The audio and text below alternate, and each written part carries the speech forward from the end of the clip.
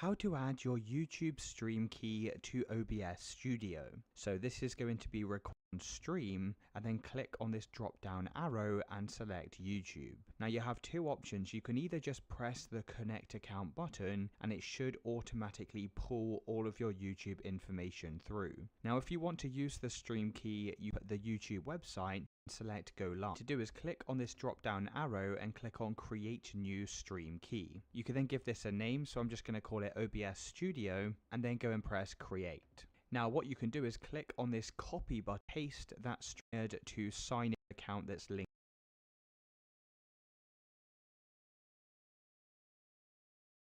So there's been a lot of talk about multi-streaming again lately. Gee, I wonder why. A lot of you guys have been wanting to stream on Twitch, YouTube, Kick, TikTok, and whatever other platform you can think of, all at the same time. And if you've done any amount of research on this topic, the two main options you've probably heard about are ATEM Multi-Stream and SE Live. These are two plugins for OBS that allow you to go live on whatever platforms you want. But which one is better? ATEM Multi-Stream. I just thought I'd cut straight to the chase because half you motherfuckers got too much ADHD to sit through a whole YouTube video. But yes, for 90% of you, ATEM Multi-Stream will be just fine. It's simple, it's the more stable option, and it just works. However, SE Live does have a few things that will make you go, oh wow. Yep. First off, both of these options are direct multi-stream solutions. These are not services like Restream.io that simply mirror your stream for you. Both of these plugins will require a faster internet connection, so if your internet sucks, just skip this video and use Restream.io. That's also a really good option. I have a video about that somewhere. I'm sure you can find it. However, they do not Windows 10 key for $15, and those can. So I'll go through the pros and the cons for both of these options so that you can make an informed decision about what's right for your stream. We'll start with ATEM Multi-Stream. This is a really simple plugin. It installs right over the top of normal OBS Studio, and yes, it is completely free. If you think it's not, you clicked the wrong thing, okay? I'm right and you're wrong, okay? It's free, I promise. It will always be free. You don't have to pay a single cent for this ever. When you restart OBS, you'll see this dock up here. Just go into it, go into settings, put in your stream key for all your different platforms, and you're good. You just hit the green icon next to each platform, and then you're live.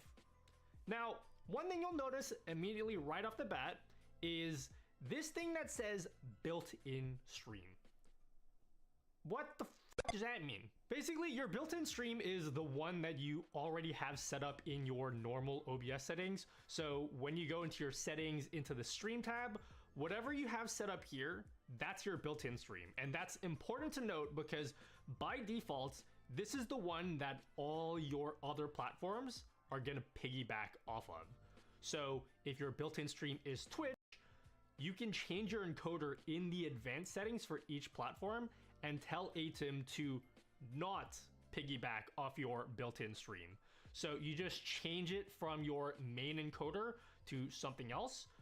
Twitch technically doesn't allow you to do that in their terms of service, but like, what are they gonna do? Ban me again? Yeah, technically speaking, Twitch doesn't allow you to stream at a higher quality on other platforms because of your stream title. This is where I feel like the SE Live plugin fills in some of those gaps. SE Live is another plugin from the guys over at Stream Elements, and it's very similar to ATEM Multi-Stream, but because it's from Stream Elements, they've added a ton of quality of life features that ATEM Multi-Stream doesn't have. For example, widgets, alerts, a media request dock, but most importantly, it has built-in multi-chat, so you can see all your messages, and that's built into OBS. It's basically an all-in-one solution that tries to provide everything you could possibly need for multi-streaming, and then some.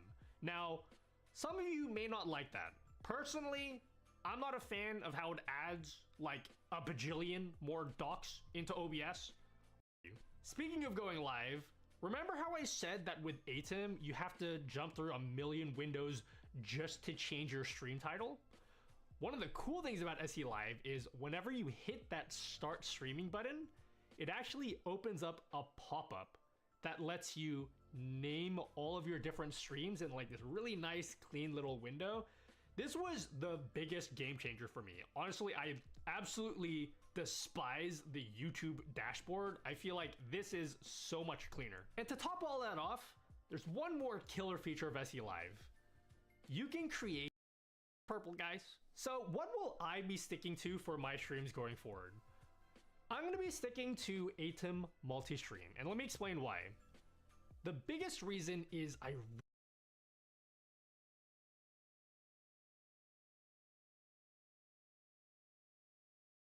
Streamers, VTubers, why aren't you multi-streaming? And if you are, why aren't you doing it right? Today, we're going to be going over how to properly multi-stream. We're going to be covering everything from what apps you'll need, what plugins you'll need, how to set it up, and even good tips on how to do it correctly. As I've been in calls with staff from most of these websites, and I know how to properly do it without getting you in trouble and having the best experience for both you and your viewers. Now, before we get into it, I am going to put a table of contents up on the screen because I know not everyone needs help with every part, and there should be timestamps as well as it being timestamped.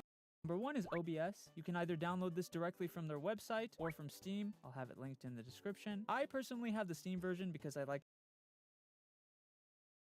called Enabled Enhanced Broadcasting. Let's say you're streaming in 1080p. Normally on Twitch, sometimes they give you options for viewers with worse internet to be able to watch in a lower quality, but they don't always offer it, and they don't necessarily offer it in every It'll usually use around 10 to 12,000 bitrate kbps. The next thing is additional canvas. You actually don't need to worry about this one right now. I will have a graphic on the screen that'll show it, but essentially Twitch is experimenting with dual streaming, which basically allows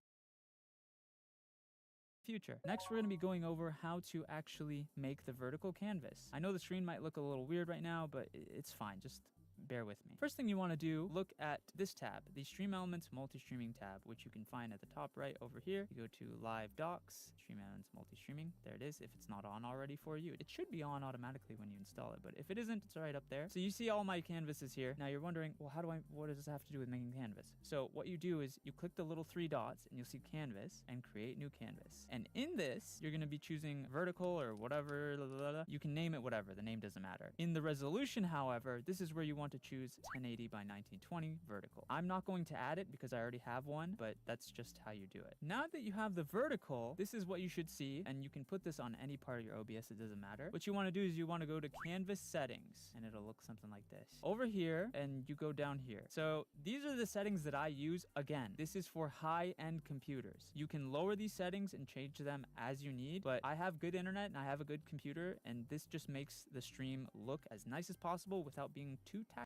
About sources. So sources are pretty simple. You click the three little dots, add source, and then let's say you want to add game capture. You add game capture, and then you'll see this pop up. You can make a new scene, but instead what you should do is add an existing scene. That makes it so you can choose the existing game capture from your horizontal canvas and add it as a source. Now, why you would want to do this is it uses less resources, and when you switch the game capture scene on OBS, it'll automatically